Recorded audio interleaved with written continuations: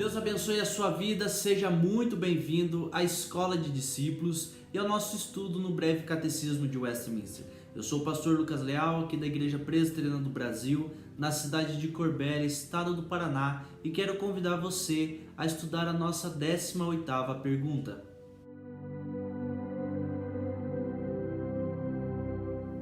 Vejamos, queridos amados irmãos, a 18ª pergunta diz assim: em que consiste o estado de pecado em que o homem caiu?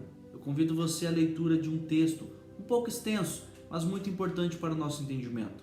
Vamos à leitura de Romanos, capítulo 5, do verso 12 até o verso 19, que nos diz assim: portanto, assim como por um só homem entrou o pecado no mundo, e pelo pecado a morte, assim também a morte passou a todos os homens, porque todos pecaram. Porque até o regime da lei havia pecado no mundo, mas o pecado não é levado em conta quando não há lei. Entretanto, reinou a morte desde Adão até Moisés, mesmo sobre aqueles que não pecaram à semelhança da transgressão de Adão, o qual prefigurava aquele que havia de vir. Todavia, não é assim o dom gratuito como ofensa, porque se pela ofensa de um só morreram muitos, muito mais a graça de Deus e o dom pela graça de um só homem, Jesus Cristo, foram abundantes sobre muitos.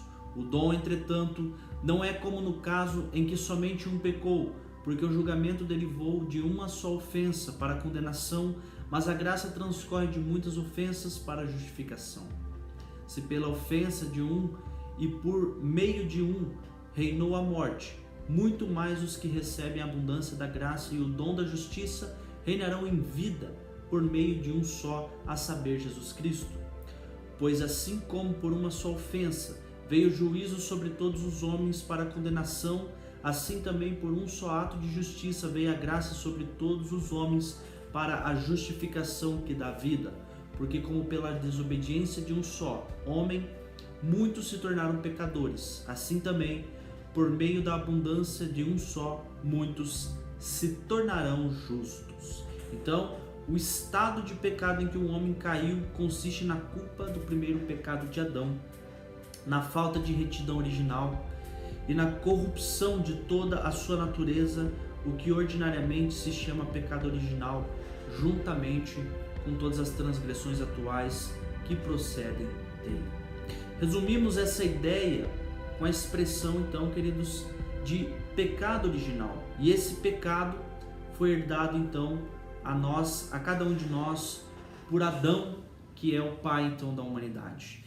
Esse pecado original, diferente do pecado real, que é o pecado que nós estamos praticando hoje, que é praticado por meio de ações, por meio de pensamentos, que é praticado por meio também de palavras.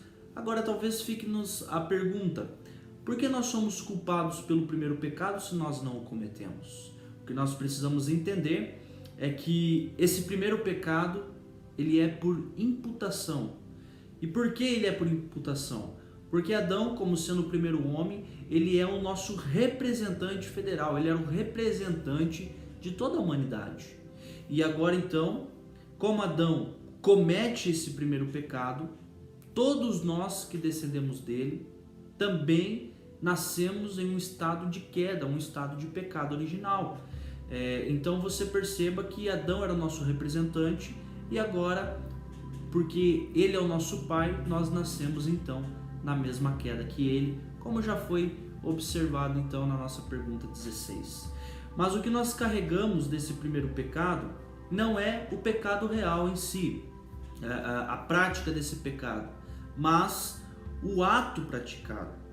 Antes, nós podemos dizer que nós estamos carregando então o castigo desse pecado, ao qual nós fomos expostos como filhos naturais de Adão. Na prática, nós precisamos entender então 3 coisas. Primeiro, por causa do pecado original, nós nascemos sem entendimento espiritual. 1 Coríntios 2,14 diz assim: ora, o homem natural não aceita as coisas do Espírito de Deus, porque eles são loucura, e não pode entendê-las, porque elas se discernem espiritualmente.